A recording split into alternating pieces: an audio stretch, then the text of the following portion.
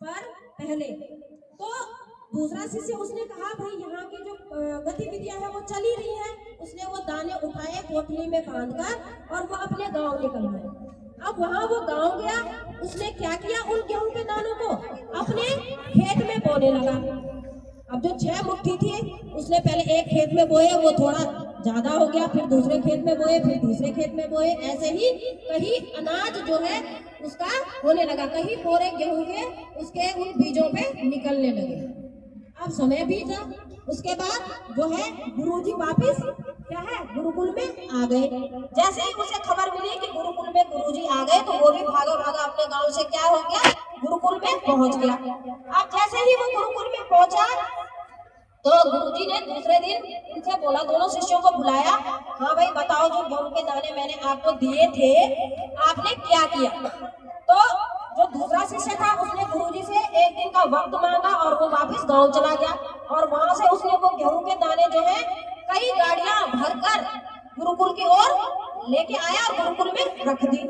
अब दूसरे दिन जब प्रतियोगिता हुई, पूछा गया, पहले को पूछा गया, गुरुजी ने कहा अब आप बताओ कि जो गेहूं के दाने मैंने आपको 6 मुट्ठी दिए थे आपने क्या किया। तो उसने कहा गुरुजी मैंने इन 6 मुट्ठी दानों का मतलब आपका स्थान उन्हीं को दिया और क्या किया, मैं इनकी नित्य दिन पूजा करता रहा और इस संदूक में मैंने ये रखे हुए।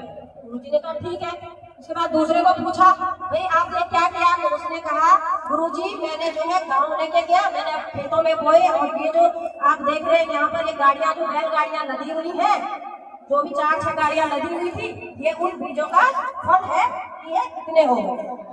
गुरुजी ने कहा ठीक है। तो गुरुजी ने उसके बाद जो पहला वाला शिष्य था उसे कहा भाई ये सिंदूक खोल के दिखाओ। तो उसने वो सिंदूक खोला, उसमें बेटा गेहूं पे घुन लगते हैं, कुछ घुन ने खा दिए, कुछ सड़ गए और मतलब ऐसी खराब हो गया वो सारा, जो 6 मुट्ठी भी थे वो खराब हो गया। और जो दूसरे की थी उसकी 6 की 6 गाड़ियां भरी हुई थी, कहीं टाइम तक जो है वो शिष्यों के काम आया। इस कहानी का कहने का तात्पर्य ये है, अगर आप अपनी बुद्धि का इस्तेमाल करोगे, अपनी बुद्धि को आप इस्तेमाल करोगे, छोटी अगर आपको थोड़ा ही आता है और आप बार बार उसको पढ़ोगे, उसमें कई चीजें आपको निकल के मिलेंगी, कहीं और ज्यादा मिलेंगी, और तो आपके ज्ञान में क्या होगी, बढ़ोतरी होगी।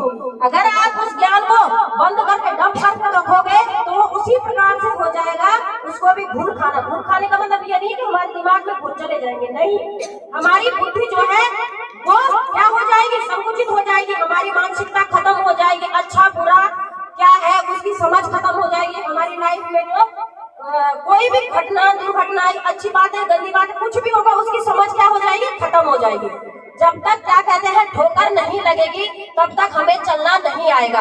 यानी कि हमारी लाइफ में दुख और सुख बहुत जरूरी है। ऐसे नहीं कि दुख आ गए तो हम परेशान, नहीं, उनसे शिक्षा लो, मोटिवेट होना है, उनसे डिमोटिवेट नहीं होना है। हमें अपने मनोबल को डाउन नहीं करना है बल्कि मनोबल को बढ़ाना है। Thank you, have a nice day.